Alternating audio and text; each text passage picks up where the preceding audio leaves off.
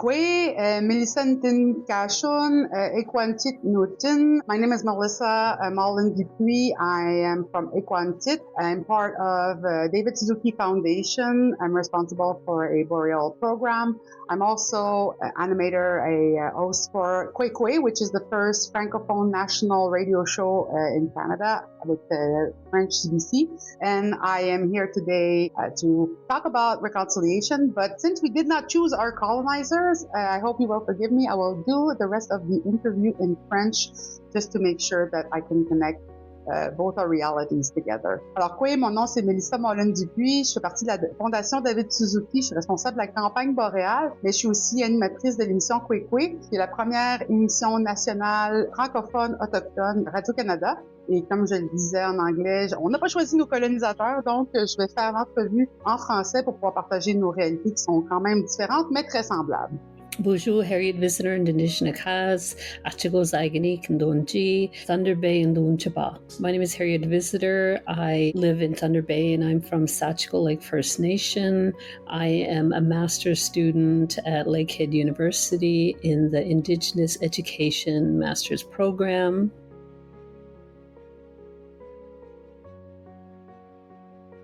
Alors moi, une des initiatives qui a vraiment nourri mon désir de réconciliation, c'est que j'ai participé à la mobilisation de Idle No More en 2012. J'étais co-organisatrice avec Oudia Larivière. On a vraiment beaucoup travaillé aussi avec les autres organisatrices à travers le Canada de Idle No More parce que le rôle de protectrice de l'eau, pour nous, c'était quelque chose d'extrêmement important et on ne pouvait pas comprendre pourquoi le gouvernement canadien enlevait certaines des plus anciennes lois de protection de l'eau. Et quand on a compris à travers l'installation des pipelines de gazoduc, d'oléoduc, c'est là qu'on a compris que justement c'était une manière de faire passer des pipelines à travers des territoires qui menaçaient justement l'eau et des territoires qui menaçaient aussi les communautés autochtones. On pensait particulièrement au sable bitumineux de l'Alberta à ce moment-là parce que la rivière Athabasca était celle qui était le plus menacée par le projet. Grâce justement au travail qui a été fait sur les médias sociaux par Idle No More, je me suis impliquée par la suite à la commission Vérité-Réconciliation. J'étais responsable des médias sociaux pendant l'événement quand il est passé au Québec, mais aussi l'événement final qui avait lieu à Ottawa. Et je peux te dire une chose, c'est que ça a été un événement extrêmement important pour moi tout de suite après Idle No More parce que ma mère, une survivante des pensionnats, moi, j'ai été dans ce qu'on appelle les écoles de jour qui ont fermé. La dernière école ayant fermé en 96. In order to understand what reconciliation means, or in order to understand my role within reconciliation, I had to look at myself and I had to look at reconciliation within me, within my family, in order to be able to even look beyond and see where I see reconciliation, where I see myself, what role does what reconciliation have within my life. So I began to see how the term was often used as in terms of what can we do as a whole community, what can education, what can the government. I began to see it that way. My feet are on the ground, my feet are in the community, and I will always feel myself planted there because that's where I see myself as an educator, my role in reconciliation. Par exemple, au cours des 10 années, on a beaucoup parlé de réconciliation, beaucoup d'organismes, de milieux politiques, de municipalités se sont engagés pour la réconciliation. Parfois, c'était de façon maladroite, mais c'était aussi de façon sincère. Donc, on a vu des essais-erreurs, on a vu aussi des fois des communautés qui sont fatiguées de la réconciliation parce que le travail qui était porté pour offrir justement une connexion de réconciliation de la part des communautés était fait par des individus qui devaient se multiplier à tous les endroits pour pouvoir répondre à la demande. La demande était énorme et en plus, cette demande est venue avec beaucoup de financement. Ça l'a fait sortir beaucoup de ce qu'on appelle les photochtones parce que justement, il y avait du financement. On a vu énormément de cas dans les dernières années. Et donc, la réconciliation, au travers d'une réconciliation qui se veut des fois organisationnelle, ça peut être très fatigant, très épuisant. Mais on voyait un engagement, on croyait à l'engagement du Canada par rapport à sa réconciliation. Et je dirais que les citoyens canadiens, c'est ceux qui m'ont fait tenir et croire à la réconciliation parce qu'ils ont continué de vouloir une justice de base pour les communautés autochtones. Cependant, 10 ans plus tard, il n'y a pas encore d'eau potable dans les communautés. On voit un recul énorme de la réconciliation. On entend beaucoup réconciliation économique, donc c'est une réconciliation de la part des gouvernements qui est souvent conditionnelle à laisser avoir accès au territoire, aux ressources. Présentement, on le voit avec les projets de loi 5 au Canada, projet de loi 97 au Québec en foresterie, toujours conditionnel à ce que on laisse passer les camions, qu'on laisse passer les scies mécaniques, qu'on laisse passer l'hydroélectricité. Et là, on va pouvoir dire, ah oui, on est en réconciliation. Mais c'est pas ça la réconciliation. La réconciliation, c'est de dire, on a attaqué votre culture, votre histoire, votre langue, vos danses, vos chants à travers des lois au Canada. Et maintenant, ce n'est pas de dire que maintenant vous faites partie des Canadiens comme n'importe qui, parce que c'était ça le projet de la loi sur les Indiens, les projets envers les communautés autochtones, c'était de détruire l'Indien pour sauver l'homme, c'est ce qui avait été dit à l'époque. Et aujourd'hui, ce qu'on veut, c'est justement sauver l'Autochtone, la nation. Moi, en tant qu'Innu, mes amis en tant qu'Anishinaabe, en tant que Mohawk, veulent voir leur culture continuer, mais si notre culture n'est pas bienvenue, c'est plus de la réconciliation.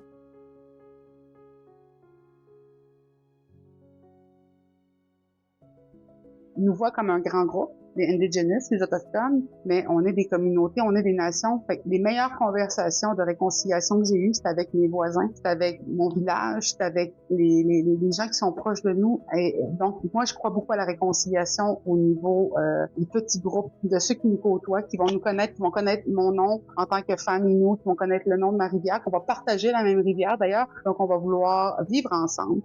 Quand quelqu'un qui est trop loin comprend pas ces enjeux-là, parce que ce qui va au bout de la ligne, c'est la signature dans un traité ou la signature dans un droit de passage. On peut pas parler d'une vraie réconciliation. Mais par exemple, les citoyens, eux, me font rêver à la réconciliation.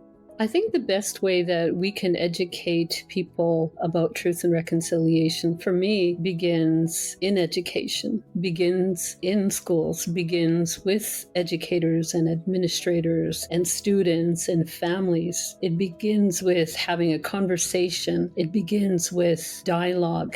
It begins with educating, creating awareness and those opportunities to learn. I think that that's what I've always seen, that our role as educators is being able to provide those opportunities to our students and seeking others as well to come into our classrooms, our knowledge keepers, our elders. They're huge resources, communities, making those connections with communities. There needs to be an understanding that everyone is on their own level of awareness and understanding when it comes to reconciliation and learning. And I always tell myself that, as well as when I think of myself, I'm on my own level of healing when it comes to reconciliation. So I have to accept that everyone is on their different level of learning and awareness, and being acceptable of that is very key, I believe.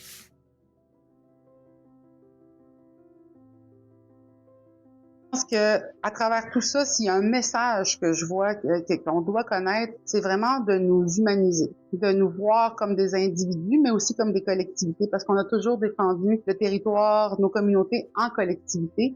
Et ça, je pense que c'est quelque chose qui manque beaucoup en Amérique du Nord, mais à travers le monde, c'est le communautaire, le collectif, comment on se connecte. Parce que si on peut passer 500 ans ensemble sur le même territoire et que les gens ont de la difficulté à connaître le nom de nos nations, le nom de nos villages, ou même à prononcer nos noms de façon respectueuse, je pense que de se connaître les uns les autres, d'enseigner justement ce qui manque dans l'histoire du Canada et de se dire la vérité surtout. Parce que des fois, c'est dur d'accepter la vérité. La vérité fait partie de la réconciliation.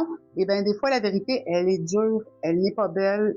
C'est une réalité qu'on veut pas voir comme étant celle de notre histoire commune, mais c'est une réalité qui existe. Et donc, si on peut passer par-dessus la difficulté, si on peut guérir justement l'ego canadien de ce qui a été fait envers les communautés autochtones, on va pouvoir passer à la réconciliation, on va pouvoir passer à la guérison.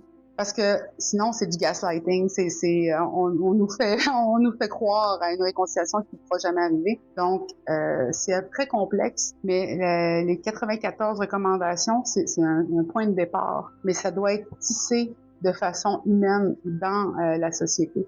Et ça va être un défi dans les prochaines années. I think it's even hard when it's our family members or friends just to say, hey, I'm sorry for what I did. And when we talk about the scale of truth and reconciliation, it's all about, I just don't want people to think that once you've done it and maybe you've had a bad experience about it or you made an error, don't stop. It's always worth the time to do it again, to say, hey, I got it wrong. I'm going to try again, because it's 500 years of colonization. So to try to repair everything in 10 years, it's kind of like a big dream. So I think we are going to have to work on it, continue thinking about it, and probably we won't mess it up if we still are organized towards that reconciliation and to stop people from not wanting to do it. Because the value of Canada is not to be a monster, it's to be a community. That's how we survive in the North. So I really hope that people don't let go of reconciliation, because it's really needed for our children. Meaningful reconciliation for me looks like conversation. It looks like inclusivity. It looks like dialogue, right? It looks like just having tea with someone and having a discussion with them. It's about listening. It's about being teachable, but it's about speaking. When I think of the different, and I always have to think about everyday life here in Thunder Bay, and what do I do? What can I add to make my city great, right? And that's what I see is having those, taking those and making those opportunities to be part of this strong sense of community that I am always pushing for, because that's what nurtures me. But I also think of what opportunities and what can I be a part of? How can I support it? If I can't be there in person, how else can I support it? So for me, reconciliation, or having meaningful reconciliation, for me starts with the person, starts with self. If I were to